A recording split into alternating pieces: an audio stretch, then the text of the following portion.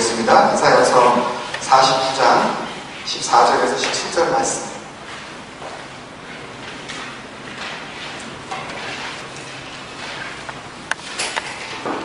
이사야서 49장 14절에서 17절 말씀은 제가 가지고 있는 성경은 1027년.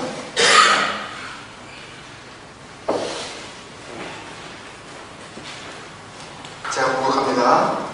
오직 시온이 이르기를 여호와께서 나를 버리시며 주께서 나를 잊으셨다 하였거니와 여인이 어찌 그 젖 먹는 자식을 잊겠으며 자기 태에서 난 아들을 긍휼히 여기지 않겠느냐. 그들은 혹시 잊을지라도 나는 너를 잊지 아니할 것이라. 내가 너를 내 손바닥에 새겼고 너의 성벽이 항상 내 앞에 있나니. 같이 보고 갈까요? 17절. 내 자녀들은 빨리 걸으며 너를 헐며 너를 황폐하게 하던 자들은 너를 떠나가리라. 이 말씀을 하나님께서 우리에게 주실 때 우리가 듣고 깨닫고 말씀대로 살겠습니다. 고백 한번 같이 드리겠습니다. 주의 말씀은 내 인생의 빛입니다. 마음을 열고 같이 한번 고백드립니다. 시작. 주의 말씀은 내 인생의 빛입니다. 주의 말씀은 내 삶을 변화시킵니다. 주께서 말씀하신 대로 나는 하나님의 사랑받는 자녀입니다. 나는 축복의 통로입니다. 오늘도 주의 말씀에 마음의 문을 엽니다. 나에게 말씀하여 주옵소서. 듣고 깨닫고 말씀대로 살겠습니다. 아멘. 말씀 주신 주님께 우리 영광을 드립니다. 한 주간 동안도 그 말씀 지키시면서 승리하셨나요? 지난주 요한일서 2장 5절에서 6절 말씀을 통해서 우리에게 이 봉사 중 그리스도 안에서만 반드시 이루어져야 하는 하나님의 이 거룩한 봉사, 이 스피리추얼 컨스트럭션이 어디에서 이루어져야 하는지 우리에게 말씀해 주셨는데 그 장소가 어디여야 한다? 그리스도 안에서 이루어져야 한다라고 우리에게 말씀해 주셨습니다. 밖에서 아무리 봉사가 이루어지고 있는 것 같고 그럴싸하게 뭔가 변화가 이루어지는 것 같더라도 그리스도 안에서 시작되지 않았다면 아무 의미가 없다. 그리고 그렇게 오래도록 신앙생활을 한다고 해봤자 그것은 오히려 하나님 앞에서 버림받을 범죄 행위다 하는 것을 우리에게 알려주셨어요. 하나님께서 우리를 하나님께서 거하실 거룩한 영원한 처소로 지어가실 때 그 봉사는 반드시 어디 안에서 이루어져야 한다. 그리스도 안에서 다 이루어지고 계신 줄로 믿습니다. 아멘이시죠? 그래서 지난주간 우리가 더 말씀을 지킬 수 있었고 더 하나님의 사랑 안에서 온전하게 어떻게 해서든지 좀 살아보려고, 그죠? 그리고 내가 그리스도 안에 거한다는 것을 내가 스스로 자신있게 누구에게든지 말할 수 있는 그런 확신을 갖고 있기 때문에 주님께서 행하신 것을 이제는 나도, 그죠? 행하게 되기 시작하는 거죠. 그죠? 예전에는 밥을 이렇게 새로 지어서 저녁을 차리지 않으면 밥상 앞에 앉지 않았다든지 아니면 깻잎 무침이 안 올라오면 절대 먹지 않았다든지 어저께 저녁에 먹었었던 국이 오늘 또 밥상에 한 번 더 올라오면 이 양반이 나를 뭘로 알고 지금 한 번 울겨먹은 거를 또 한 번 울겨먹나 하고 했었던 그런 사소한 것들조차도 그리스도 안에서 이제 용납이 되어지는 거죠. 그죠? 또 반대로 또 그것을 준비하는 사람은 또 준비하는 대로 원하지 않더라도 정말 주님의 사랑으로 그것을 좀 섬기는 마음으로 밥상에다가 올려주고 묻어달라고 얘기를 안 해도 미리 갖다가 자기가 정말 기쁜 마음으로 주님께서 제자들의 발도 씻기신 것처럼 더러운 양반의 이 발을 내가 못 씻기랴 하는 마음으로 물 한 컵 갖다가 올려볼 수 있는 거죠. 그죠? 그래서 가정 안에 정말 주님이 기대하셨던 그리스도 안에서 가정이 정말 성전이 되어져 가는, 다른 곳에 가서 굳이 은혜를 찾을 필요 없이 가정 안에서 얼마든지 은혜를 체험할 수 있는 그런 가정이 되시기를 정말 주님의 축복합니다. 우리 교회에 있는 모든 가정들은 이미 그렇게 시작이 되어졌고 그렇게 가정 안에서 이미 하나님께서 원하시는 그리스도 안에 이루어져가는 그런 거룩한 봉사가 착착 진행되고 있을 줄로 믿습니다. 근데 이 봉사라고 하면요, 이 컨스트럭션이라고 하면 일단 분위기 자체가 좀 딱딱하지 않습니까? 그죠? 공사판, 하여튼 공사 현장 이런 것들이 굉장히 거칠고 또 지저분하고 먼지도 나고 하는 그런 현장인데, 지난 3주 동안 어찌 보면 그런 말씀을 통해서 우리에게 조금 딱딱할 수도 있고 또 위로가 되고 또 격려가 되는 한편으로는 굉장히 우리가 뭔가 우리의 잘못된 부분들을 좀 주님 앞에 어떻게 해결하고 영적인 봉사 현장으로 우리가 과감하게 들어갈 수 있을까 하는 그런 고민을 하셨을 수도 있고요. 야, 저런 설교는 나하고는 정말 상관이 없다.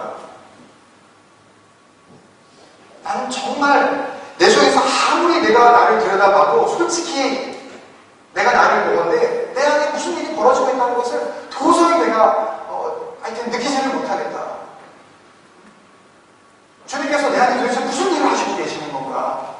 나는 작년의 내 모습이나 10년 전의 내 모습이나 똑같은 내 모습이고 똑같은 마음 먹고 있고 똑같은 그런 욕심을 부리고 있고 똑같은 생각을 가지고 지금 살아가고 있는데 내 안에 도대체 무슨 일이 벌어지고 있다고 하나? 다른 사람들은 혹시 봉사 중인지 모르지만 나는 아닌가 보다. 혹시 그런 생각하시는 분 없으십니까?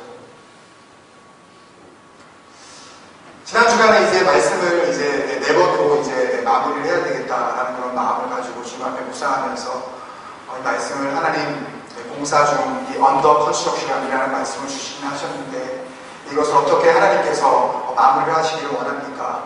우리 교회 안에 정말 영적인 봉사가 시작이 되어졌고 하나님께서 기뻐하시는 그런 일들이 각 가정 안에 각 지체 안에 나타나고 있다면 이 결론적인 말씀으로 하나님 우리에게 무슨 말씀을 주시고자 하십니까? 그렇게 제가 묵상하고 그러는데 월요일날 쪽지를 제가 받았어요. 그 쪽지를 그분께는 허락을 안 받고 연락이 안 되기 때문에 제가 그 쪽지를 좀 읽어드립니다. 그 다음 그 카페 그 쪽지가 저는 쪽지가 있는지도 몰랐어요. 처음에요. 그 우리 사이트에 보면은 내정보에 들어가면 이렇게 하면 거기에 막 그 스팸 쪽지들이 막 한 몇 개씩 한 7, 80개씩 막 와 계실 거예요. 이제 저도 이제 그래서 별로 안 봤는데 거기에 이제 근래에 집사님 몇 분이 저하고 이제 쪽지를 이렇게 주고 계시고 또 그 가운데 아마 우리 교회인들이 많으신데 저한테 쪽지를 주셨습니다. 그래서 같이 이 쪽지를 좀 나누면서 오늘 우리에게 주시는 말씀을 함께 들어가고자 합니다. 이렇게 시작이 됩니다. 목사님 안녕하세요. 저는 멜번에 온 지 4년이 다 돼가는 26살 여자 청년입니다.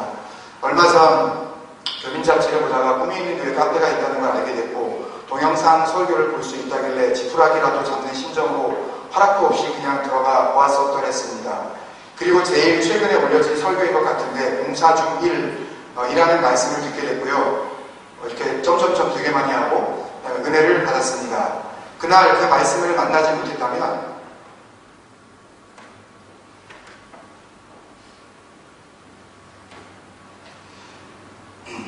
어쩌면 저는 제 일생일 때 가장 큰 실수를 할 뻔했으니까요. 손목을 그을까? 아파트에서 떨어질까? 달리는 차에 몸을 던질까? 하루에도 수십 번 매일 어떻게 죽는 게 제일 깨끗할지 그 생각만 하던 저에게 예수님에 대해 다시 한번 생각할 수 있는 기회를 주셔서 얼마나 울고 또 울었는지 모릅니다. 설교를 마치시면서 목사님이 함께 성도들과 부르셨던 그 찬양, 그들은 모두 주가 필요해, 감춰진 울음소리 주님 들으시네, 깨지고 상한 마음 주가 여시네, 저를 살려주셨습니다. 갑자기 쪽지 보내서 놀라셨겠지만 너무 감사해서 두서없이 적은 거 용서하세요. CP에서 알 수 없는 한 자매가 죽으려고 마음먹고 있었어요. 손목을 그을까?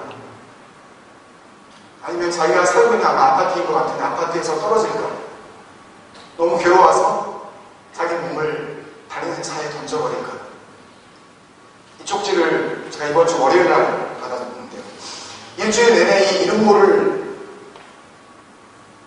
알 수 없는 26살 여자 청년이 뭐 때문에 죽음을 생각하고 있었을까?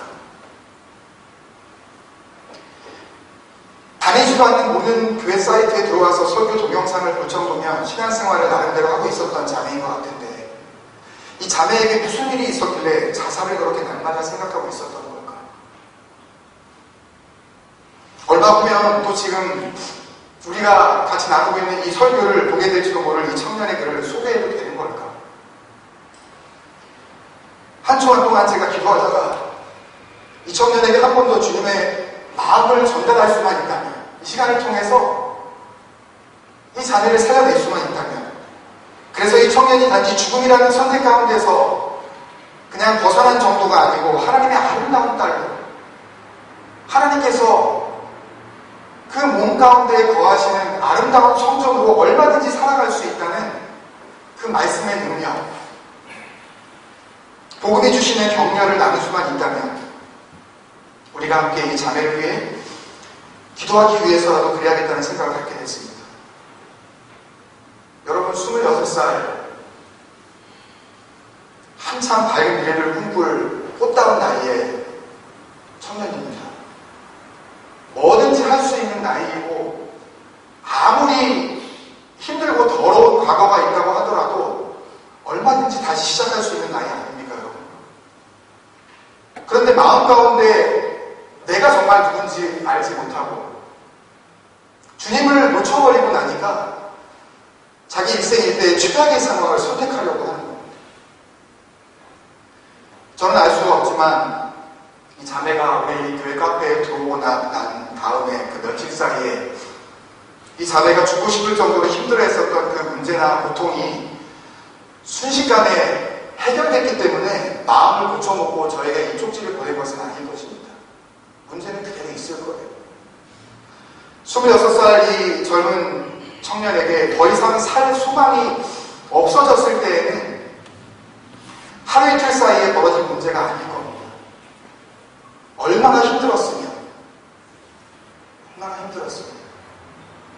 주위에 있는 그 누구도 이 자매에게 멜버른에 온 지 4년여가 다 돼가는데 아무도 아는 사람이 없었을까요? 아무도 도움이 안 됐던 거죠. 또 여기 계신지 한국에 계신지 정확히 알 수는 없지만, 심지어 이 자매의 부모님마저 이 자매의 고통 가운데 있는 문제를 해결해 줄 수가 없었던 거 아닐까요? 뜻밖의 이 쪽지를 받고 나서 그날 내내 정신이 멍해졌습니다. 제가 생각하는 것보다 하나님의 말씀을 전해야 하는 설교자로서 아무리 제가 이해해 보려고 해도 제 생각의 범위를 넘어서서 나의 상상조차 할 수 없는 삶의 고통과 아픔과 상처와 문제, 그리고 가난과 질병과 억압과 폭력, 내가 당해보지 않고서는 교회만 한마디 뭐라고 해줄 수 없는 이 무능력감, 그 자매가 지금 겪고 있을 그 사망의 음침한 골짜기, 그 죽음의 그늘 아래에 서 있는 이 자매 같은 사람들이 이 땅에 얼마나 더 많을까?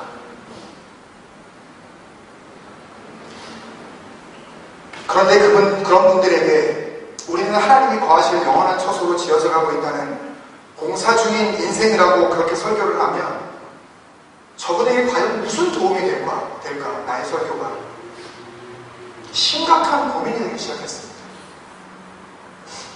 계속 그 자매를 생각하면서 살아있겠지? 살아있을까? 살아있을 거야. 주님, 이름 모를 이 자매를 붙잡아 주옵소서. 고통 가운데 신음하는 당신의 딸을 지켜주옵소서. 지금 이 시간 어떤 장소, 어느 상황에서 처해 있는지 저는 모르지만 죽음을 생각하기보다는 주님을 생각하게 하옵소서. 기도할 수밖에 없었어요. 어디 있는지 모르니까요. 이 자매를 위한 최선의 도움은 기도였습니다. 그렇게 마음이 망각한 가운데 월요일 저녁이 되어 다음날 새벽기도 말씀을 준비하는데 하나님께서 제 마음도 위로하시고 그 자매에게 보내줄 답신을 적어낼 수 있는 말씀을 주셨습니다. 이사야서에서 이 말씀을 기억나게 해주셨는데요. 이사야서 43장 2절의 말씀입니다. 우리 같이 한번 봉독할까요? 한 목소리로 시작. 내가 물 가운데 지날 때에 내가 너와 함께 할 것이다. 강을 건널 때에 우리 너를 내가 불 가운데로 지날 때에 타지도 아니할 것이요 그곳이 사르지도 못하리니 어떤 어려움이 있어도 걱정하지 말았다가 저를 통해서 그 자매에게 주시려는 이 말씀으로 받고 짧은 쪽지를 자매에게 보냈습니다. 자매님 두려워하지 마세요. 자매님을 위해서 하루 종일 기도하는데 하나님께서 말씀을 주셨습니다. 이사야서 43장 1절에서 2절 말씀 주셨는데요. 저는 자매님에게 아무런 힘이 못 되지만 자매님을 지으신 하나님께서 자매님을 한 번도 잊으신 적이 없다고 지금 하십니다. 그리고 나서 맨 끝에다가 오늘 본문 말씀 15절을 적어드리고 답신을 보냈습니다. 아직 또 다른 쪽지를 제가 받지는 못했지만 지금 이 시간도 어디에선가 힘들어하고 있을 그 자매님과 도저히 내 안에서는 하나님의 성전은커녕 삶의 의미조차도 잃어버린 그 자매님의 그 심령 가운데 주님께서 지금 이 시간 친히 심판해 주셔서 그 생명 살리실 뿐만 아니라 그 심령 가운데 하나님이 영원히 거하시는 그 처소 공사 중이라는 것 그거 기억하고 포기하지 않도록 자기의 삶의 끝자락을 놓아버리지 않도록 간절히 기도합니다. 특별히 오늘 이제 공사 중이라는 마지막 네 번째 시간도 주님의 말씀을 나눌 때 눈앞에 있는 고통 때문에 여러분들이 혹시 현재 당하고 있는 여러분들의 아픈 문제 때문에 하나님의 거룩한 성전으로 우리를 지어가고 계신다는 것에 대해서 지난 3주 동안 도저히 마음에 와 닿지 않던 분들에게는 오늘 말씀을 통해서 주님의 위로와 사랑과 평강이 넘치시기를 축원드립니다.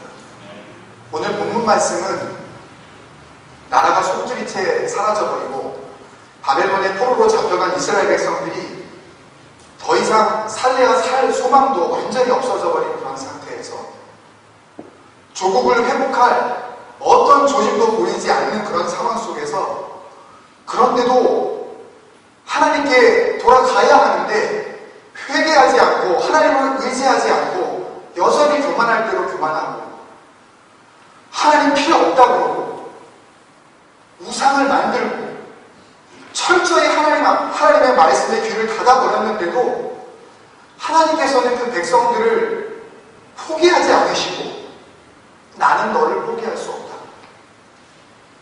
나는 절대 너를 포기할 수 없다. 네가 포기해도 나는 포기할 수 없다. 내가 너를 잊어본 적이 없고 내 눈앞에서 놓쳐본 적이 없다. 내가 너를 더욱 사랑하기 때문에 내가 영원히 거할 나의 집을 너를 통하여 다시 지을 것이고 그렇게 내가 거할 성전된 너희들을 허물고 황폐하게 하려 했던 모든 악하고 더러운 세력들을 물리쳐 줄 것이다. 하나님께서 우리 안에 시작하신 하나님이 거하시는 영원한 처소는 어떤 경우 어떠한 상황이라도 포기할 수 없는 하나님의 가장 소중한 공사 현장입니다. 이 말씀을 해주고 계신 것입니다. 오늘 본문 말씀. 여러분이 당하고 있는 상황을 저는 다 알지 못합니다. 나름대로 저도 이민생활 20년 넘게 이제 하고 있지만 이민생활의 애환을 누구보다 잘 아는 목회자라고 자부심을 갖고 목회를 하면서도 여러분들이 현재 당하고 있는 고난을 다 알 길이 없어요. 그래서 가슴 아파할 뿐입니다. 그럼에도 불구하고 화기가 같은 이민생활 속에서 어떻게 해서든지 하나님 붙잡고 살아보려는 여러분들 이 공동체가 정말 능력 있는 공동체, 정말 복음 위에 세워진 건강한 공동체, 말씀 위에 다른 것을 붙잡지 않으려는 그런 투명한 공동체가 되기를 갑자기 소망합니다. 오늘 본문이 시작되기 전에 이스라엘 백성들이 얼마나 심각한 영적 타락 가운데 있었는지 우리는 미리 좀 알 필요가 있습니다. 얼마나 심각한 상황이었는데 그 상황이었는데도 불구하고 하나님께서 절대 포기하지 않으신다. 내가 절대 이 하나님이 하시려고 하는 이 일, 하나님의 놀라운 사역의 이 사명의 끈을 놓을 수가 없다고 하나님께서 말씀하시는지 우리가 먼저 좀 알아야 우리에게 주시는 은혜가 갑절의 영광으로 주일 줄로 믿습니다. 오늘 본문이 시작되기 전에요, 하나님께서 이렇게 끝까지 포기하지 않으시겠다는 말씀을 어떤 상황 속에서 하고 계시는지, 당시 이스라엘의 영적 상태, 당시 이스라엘의 하나님과의 관계, 하나님 말씀에 대한 이들의 근본적인 태도, 이걸 보면 결코 우리가 보기에 낯설지 않은 모습을 발견할 수가 있는데요. 다 볼 수도 없고 한 3군데 정도만 같이 보겠습니다. 먼저 이 앞에 나오는 이사야서 48장 4절에 보면요, 성경책을 한번 열어보시죠. 좀 귀찮으시게요. 4절에 보시면 지금 하나님께서 자비와 사랑을 베푸셔야 할 이스라엘 백성들이 어떤 상태인지 4절에 먼저 내가 알거니와 하나님이 아신다는 거예요. 너는 완고하며 I knew how stubborn you are. 여기서 stubborn이라고 해석되어 있는 이 영어 성경의 stubborn은요, 옹고심입니다. 강단에서 그런 말씀 드리기 그래서 이 단어를 사용하지 않겠지만 고질이에요. 완전 고집. 끝까지 자기 고집을 꺾지 않는 정말 대단한 고집. 누가요? 이스라엘에서. 두 번째, 내 목은 쇠의 힘줄이요. sinews of your neck or iron. 네 목에 있는 이 근육이 or iron. 그게 쇠줄이었다는 거예요. 한마디로 뭐예요? 고개를 쇠줄을 놓는 거예요. 사람 앞에서는 당연한 거고, 누구 앞에서 지금? 하나님 앞에서. 절대 고개 안 숙여요. 하나님께 순종 안 한다는 거예요. 하나님 인정할 수 없다는 거예요. 하나님 말씀을 지킨다는 건 그것을 받아들일 수 없다는 거예요. 누가요? 이방 민족도 아니고 누가? 이스라엘. 하나님의 축복이라는 축복을 다 받아들인 그 이스라엘 민족이 목에 있는 힘줄이 쇠발줄이래. 절대 안 끊어진대요. 세 번째, 내 입안을 놓치라. 그 뻔뻔한 그것을 이야기하는 거예요. 죄라는 죄를 다 저질렀으면서도 마치 아무 일도 저지른 것 아닌 것처럼 하나님 앞에서 뻔뻔하게 얼굴을 쳐들고 있는 그 모습. 우리하고는 너무 먼 거리에 있습니다. 8절에 48장 8절에 내가 과연 듣지도 못하였고 알지도 못하였으며 내 귀가 애초부터 열리지 못하였나니 이는 내가 정령 배신하여 모태에서부터 내가 배역한 자라 불린 줄을 내가 알았습니다. 하나님이 말씀이 있는데도요, 그냥 얼마 전부터 그런 게 아니라 옛날부터 귀 닫아놓고 있었다는 거예요. 교회를 나와요. 설교를 들어요. 말씀 앞에 섰어요. 전혀 나하고 상관없는 거예요. 들리기는 들리는데 동물적으로 듣고 그냥 흘려 지나가는 거죠. 내 마음에 남는 것은 아무것도 없는 것이고 하나님과의 관계는 이루어지지 않는 거예요. 내가 안다. 그리고 너희들 안 듣는 것 정도로 끝난 게 아니라 너 날 때부터 악할 대로 악해서 나를 배신했고 또 배신했으며, 개역성경에는 내가 배율했고 또 배율했으며 끝까지 하나님 앞에서 썩은 모습으로 살아갔다는 거예요. 그리고 맨 마지막에는 너희는 나를 배역한 자, 말 그대로 배반 때렸다. 등을 돌렸다. 가만히 있을까요, 여러분? 이런 사람에게도 하나님의 공사가 진행되어질 수 있을까요, 여러분? 이게 될까요? 마지막으로 한 구절만 더 보겠습니다. 18절, 19절인데요. 이 구절은 우리가 전에 쓰던 개역성경의 원문에 더 가깝게 번역을 했기 때문에 그 부분을 제가 인용을 해서 나누겠습니다. 슬프다 라고 시작을 하는데 개역개정에는 그 단어를 빠뜨렸습니다. 슬프다. 누가 슬퍼하시는 거예요? 하나님이 슬프다 그러십니다. 내가 나의 명령을 듣지 아니하였도다. 만일 들었다면 내 평강이 강과 같았겠고 내 의가 바닷물결 같았을 것이며 내 자손이 모래 같았겠고 내 몸의 소생이 모래알갱이 같아서 그 이름이 내 앞에서 끊어지지 아니하였겠고 없어지지 아니하였으리라 하셨습니다. 하나님께서 슬퍼하십니다. 교만하고 혹은 무쇠 힘줄같이 그렇게 단단하고 얼굴은 뻥뻥하고 있으면서도 내 말을 들으려고 하지도 않았고 날 때부터 배신하고 또 배신하더니 지금까지 나의 영원한 배신자로 살고 있는 너를 보면서 내가 슬프다. 너를 지은 이 창조주 하나님, 전능하신 아버지께서 그런 모습 속에서 하나님을 멀리하고 있는 모든 백성들을 향하여 불쌍하다 그러십니다. 너희가 내 말을 듣기만 했어도 너희가 누릴 수 있는 이 영적인 축복과 이 외면적인 축복이 너희 눈앞에 놓여 있었는데도 불구하고 너희가 내 명령을 듣지 않았기 때문에 너희가 스스로 너희 앞에 있는 축복을 찾고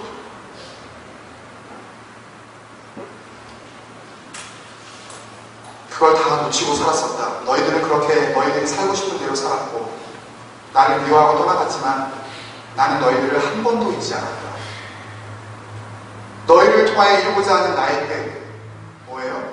우리가 지금 3주 동안 오늘 4주째 이야기하고 있는 것 성령 안에서 하나님이 직접 거하실 처소가 되기 위하여 그리스도 안에서 성전으로 함께 지어져가는 이 스피리추얼 컨스트럭션, 이 영적인 대공사, 이 영적 대건축 사업을 절대 포기할 수 없다. 그렇게 심각한 영적 타락한 그런 상황 속에서 아예 내 말이라고는 씨알도 안 맥히는 너희들이지만 그래도 너희들은 이미 포기했는지 모르지만 나는 포기 못한다. 여러분 하나님마저 포기하셨으면 어떻게 할 뻔했어요? 감사하지 않으세요? 그러니 내 마음을 너희에게 전하노니 하시면서 오늘 15절에 여인이 어찌 그 젖먹는 자식을 잊겠으며 자기 폐에서 난 아들을 긍휼히 여기지 않겠느냐.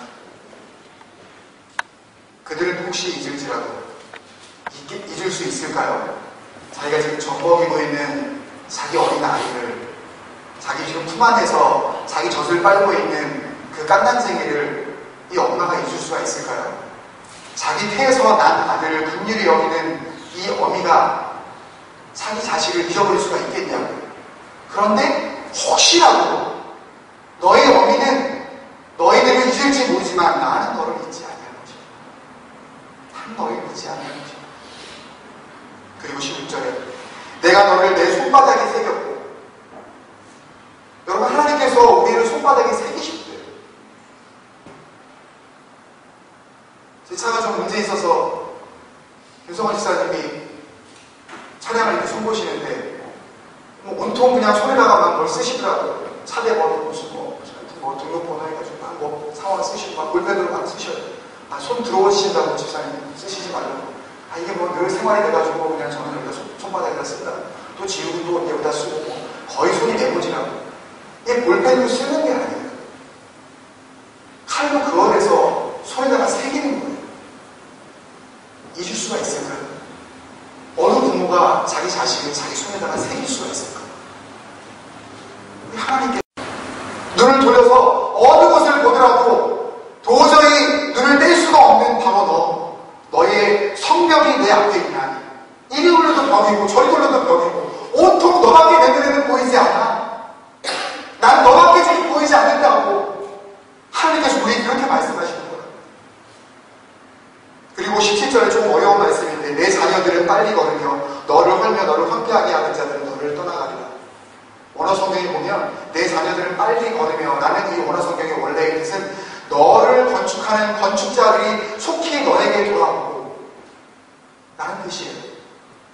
우리를 하나님의 성전으로 지음을 받게 하는, 그래서 악한 영의 세력과 또 마귀의 유혹 때문에 쓰러진 대로 다 쓰러져 버린 하나님의 성전이 되기에는 너무너무 험악한 상황에 있는 너희 심령들을 향하여서 내가 건축자들을 다시 보낸다. 너희 안에 나의 성전을 지으리라. 너는 이미 포기하였고 너는 이미 나를 잊었을지 모르지만 나는 너를 버리지 않아. 하나님께서 이 약속의 말씀을 우리에게 주고 계십니다. 적어도 나만큼은 하나님 앞에서 더 이상 쓰임받을 수 없는 그런 부족한 존재라고 혹시 생각하시는 분이 계십니까? 1982년 12월 4일에 여기 호주 브리스번에서 태어난 닉 부이치치라는 청년의 이야기를 여러분 아실 겁니다. 이유를 알 수 없는 그 원인 때문에 태어날 때부터 사지가 없는 상태에서 출생을 했습니다. 손과 발이 없고 왼쪽에 짧은 발가락처럼 보이는 발만 간신히 나와 있는 그의 삶은 태어날 때부터 고통스러움으로 시작되어진 것입니다. 믿음의 가정에서 태어났지만 자기의 인격이 이제 자리를 잡기 시작할 때부터 자살을 생각했었고 8살 때부터 나는 하나님 앞에서 버림받은 존재야. 하나님께서 나를 사랑하신다면 나를 이렇게 흉측한 괴물 같은 모습으로 태어나게 하실 수 없었을 거예요. 라고 생각하면서 10살 때 목숨을 끊어버리려고 어머니 아버지가 없는 사이에 집안에 있는 욕조에다가 물을 받아놓고 욕조 위에 올라가서 뛰어내리려고 마음을 먹고 있었습니다. 팔다리가 없었기 때문에 욕조에 떨어지면 그대로 살아날 수 없는 그런 존재였던 닉 부이치치. 그 순간에 욕조 위에 올라서서 막 그 안으로 떨어지려는 그런 생각을 하고 있을 때 이게 간증을 들어보면 제가 막 욕조 안으로 몸을 던지려고 할 때 어떤 강한 힘이 저를 욕조 밖으로 밀쳐내면서 저에게 이런 마음을 주셨습니다. 너는 네 인생을 포기하려 하지만 너를 포기하지 않아. 그리고 나서 하나님의 말씀에 읽으면서 은혜를 받고 19살 때부터 전 세계를 다니면서 하나님의 사랑과 하나님의 계획과 하나님의 포기하지 않으심에 대해서 간증을 하면서 돌아다닙니다. 수많은 자살을 생각하던 사람들이 이게 간증을 듣고 하나님 앞에 돌아오고 나 같은 존재가 어떻게 하나님의 거룩한 성전이 되어질 수 있냐고 생각했었던 무기력한 사람들이 하나님 앞에 다시 헌신을 다짐하면서 나 같은 사람들 주님 쓰시기를 원합니까? 주님 나를 사용하여 주옵소서. 헌신하는 놀라운 역사들이 사람의 눈으로 볼 때는 정말 봐주기 힘든 이 닉의 몸을 통하여서 하나님께서 이루어내고 계시는 놀라운 역사입니다. 여러분, 하나님께서 우리 안에 하나님이 구하신 영원한 처소를 지키기를 원하십니다. 주님이 오시는 그날에 참으로 잘하였도다 착하고 충성된 종아, 내가 내 한 몸 그 10년 가운데 내가 구할 영원한 처소를 짓는 것에 충성했으니 내가 더 크고 놀라운 것으로 너에게 갚아주리라. 이 약속의 말씀은 우리를 향한 하나님의 계획이 되실 줄 믿습니다. 여러분, 어떤 고통 가운데 지금 계신가요? 저에게 쪽지를 준 그 자매처럼 그래도 나는 아무리 목사님이 그렇게 말을 해도 내 인생 하나님의 성전이 될 수 없습니다 라고 생각하시는 분이 계신가요? 아니면 내 모집은 아무도 꺾을 수가 없습니다. 심지어는 그 모집을 만드신 하나님조차도 꺾을 수 없으니 그런 말로 내 모집을 꺾으려 하지 마십시오 라고 생각하시는 분이 계십니까? 하나님께서 포기하지 않으십니다. 하나님께서 역사하셔요. 하나님께서 잡고 있는 그 손을 절대 놓지 않으십니다. 우리 이런 마음 모아서 한번 이 찬양을 주님 앞에 드렸으면 좋겠습니다. 어쩌면 내가 지금 당하고 있는 고난이 나만 당하고 있는 고난이라고 생각하셨을지도 모르겠습니다. 나만 왜 이렇게 어려운 인생을 살아가고 있는가 하고 생각하셨을지도 모르겠습니다. 왜 나는 뭐 한 가지를 하더라도 조금 편안하게 되어지는 일이 없나 라고 원망하는 그런 삶을 살아가고 계시는 분이 계시지. 하나님께서 정말 그분의 삶 가운데 적극적으로 역사하셔서 삶의 모든 것들을 해결하시고 그 기도의 제목을 들어 응답하시고자 하는 하나님의 계획이 오늘 이사야서 49장 말씀 가운데 우리에게 주신 약속의 말씀인 것을 여러분들 믿으시길 바랍니다. 같이 그 마음을 모아서 혹시 모르시는 분이 있다면 저와 우리 김동희 사님 같이 한번 1절 하시고요 2절 하고 그렇게 우리 마음 모아서 주님 앞에 찬양드리겠습니다.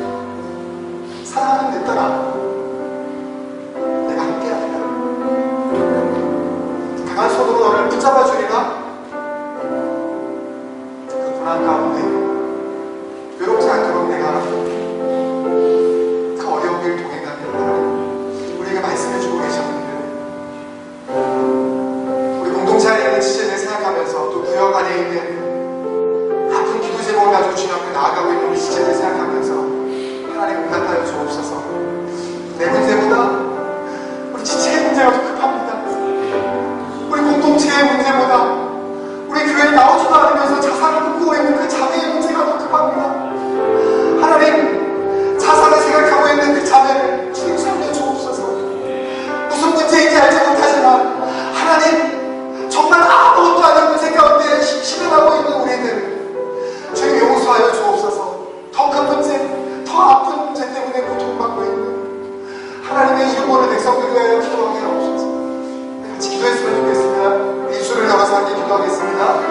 아버지 하나님 감사합니다.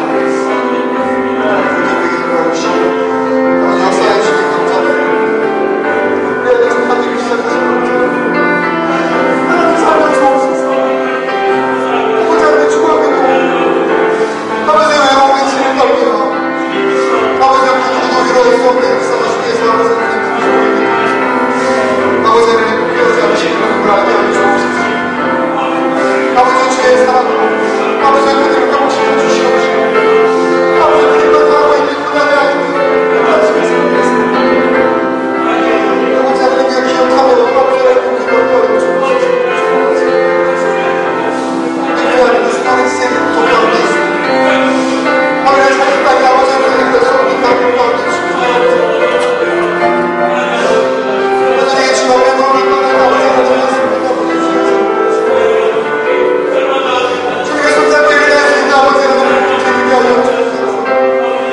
아무것도 아는 일을 포기하지 말게 하여 주옵소서. 아버지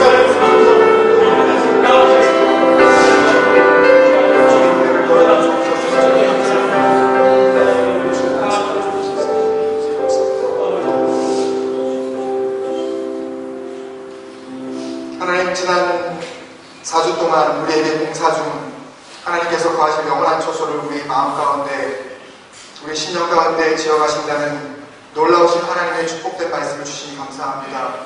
어떠한 상황 속에서도 하나님 포기하지 않으신다는 것을 알게 하여 주셨사오니 하나님 나도 주님의 그 선하시고 인자하심의 그 계획을 따라 포기하지 않는 삶을 살게 하여 주옵소서.